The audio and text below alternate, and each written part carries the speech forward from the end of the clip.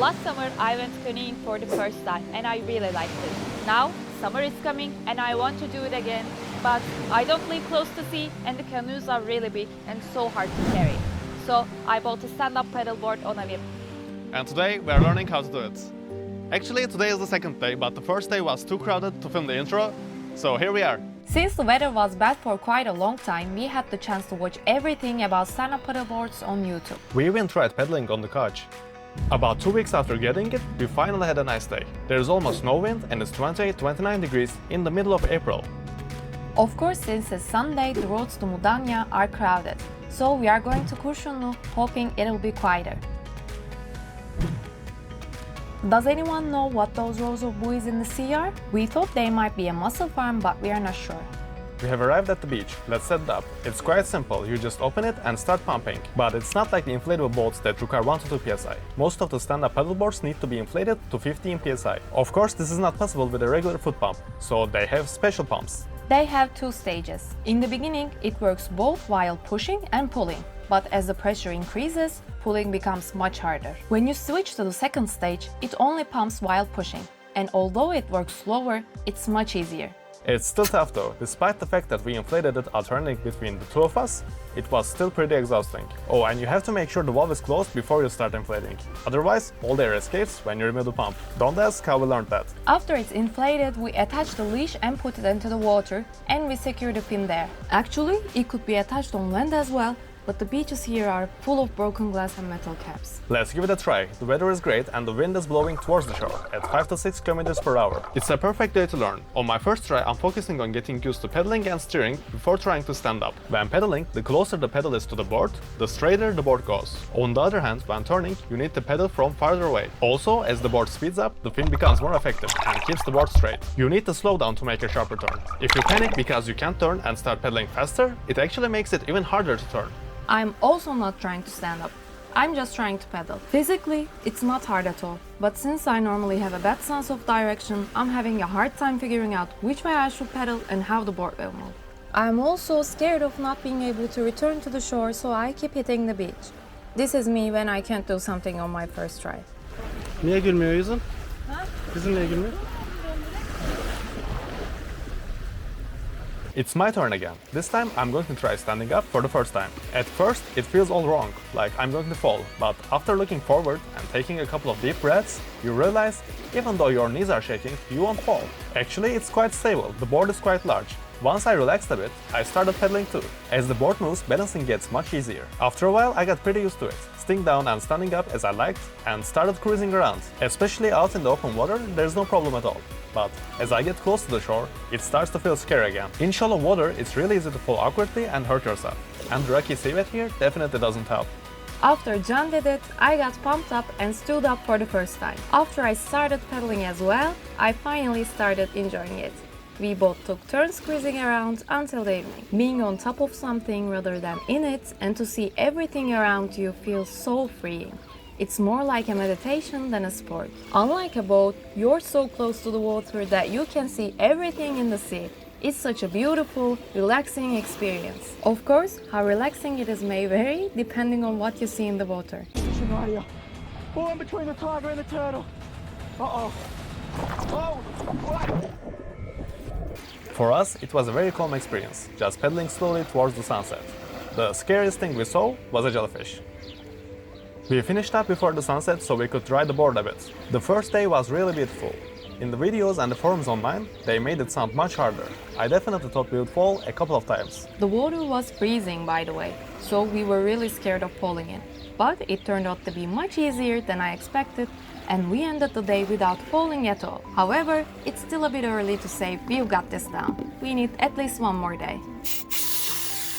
On the way here, we saw a monastery by the sea, the Hagios Aberkios Monastery, dating back to the 9th century from the Byzantine period. We couldn't find who built it, but in the 11th century, during the reign of Byzantine Emperor Manuel Komnenos I, it was repaired and expanded with new buildings by Nikephoros Mystikos. Although it's partly in ruins, it still looks beautiful. Unfortunately, the nice summer days didn't last long, and we couldn't go out again for almost a month. Today the weather is much colder, windier, and the sea is much rougher. The wind is blowing almost parallel to the shore, but we are in a bay, so there is no risk of drifting out to the sea. In the worst case scenario, we will end up hitting the shore 200 to 300 meters to the east. We're inflating it again, and this time I'm the first to try. Today, just getting on the board is a challenge. On the first day with zero wind, I was thinking the people online were exaggerating. This is actually pretty easy. But now, even if I can get on the board, I can move away from the shore. By the time I figure out which way to pedal, the board is already hitting the rocks. As you can see, I have absolutely no idea what I'm doing. I have zero hand-eye coordination. There's also the risk of scraping it on the rocks and popping it. So I get even more panicked as I approach the shore. Once it starts scraping, you need to get off immediately. Another attempt and we're back to square one. Actually from here, all I need to do is pedal once on the left side and it will turn to sea. But instead, I'm trying to get my hand position just right, then I end up pedaling back and the board's nose turns directly towards the beach. I try to correct it by going backward, but the panic is still there. Here, if I just pedaled a little farther from the board, it would actually start turning, but since I'm pedaling so close, the direction doesn't change at all. The waves and wind are still pushing me towards the shore. The first day wasn't anything like this. A little wind and some waves really make it much harder. But there is no giving up. I try again, and finally, I'm able to turn to the sea and go. Once I calm down and shake off the panic, it's actually not that hard. The only problem is that when you get on the board, you have to keep calm and make the right move. If you pedal wrong from the start, the waves and the wind immediately push you towards the shore, and reacting to fix it becomes much harder. Once I relax and get used to it and figure out what I need to do, even when I'm near the shore, I can control it easily. Even though I struggled at first, I was able to go wherever I wanted in 15 minutes. My turn again. When Hale said it's much harder, I didn't really believe her. Honestly, it didn't seem that bad to me. But when I got on the board, I realized it was actually harder than the previous day. I mean, I didn't have that much trouble on my knees, so I went straight to standing up. But it's much harder. I could barely do it at first. So of course I tried to show off a little by heading towards her. Actually, everything was fine until I tried to stop. Once the board came to a stop, balancing became much harder. Then a wave came from behind and I fell. Luckily, not into the water. Dalga bile yok ki bu denizde. Afterwards, I tried again in open water, and it was still hard, but it wasn't impossible. You get used to waves. Staying calm and looking ahead really helps. Once I started pedaling, staying balanced became much easier. After a while, I started cruising around comfortably. But my toes did get numb. You can't really see it in the camera, but the waves were probably about half a meter high. When they hit from behind or from the side, they really mess with your balance.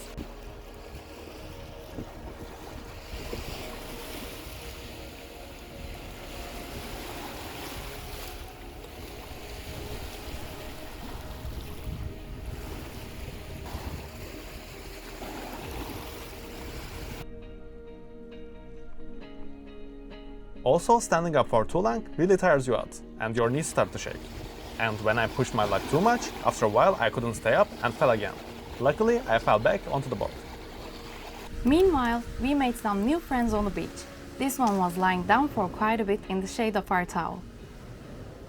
After taking some deep breaths, I finally got up.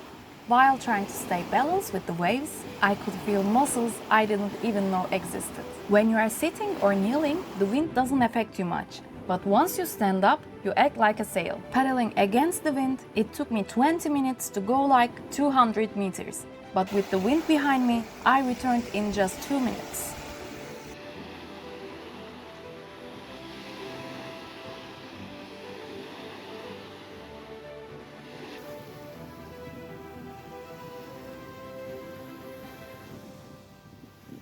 Never try to learn when the wind is blowing from the shore. Seriously, going against the wind is so much harder. There was a pier further ahead and I got fixated on going there. I paddled for about half an hour and barely made it halfway there. Whereas on the first day, I made it to the same spot in 5 minutes.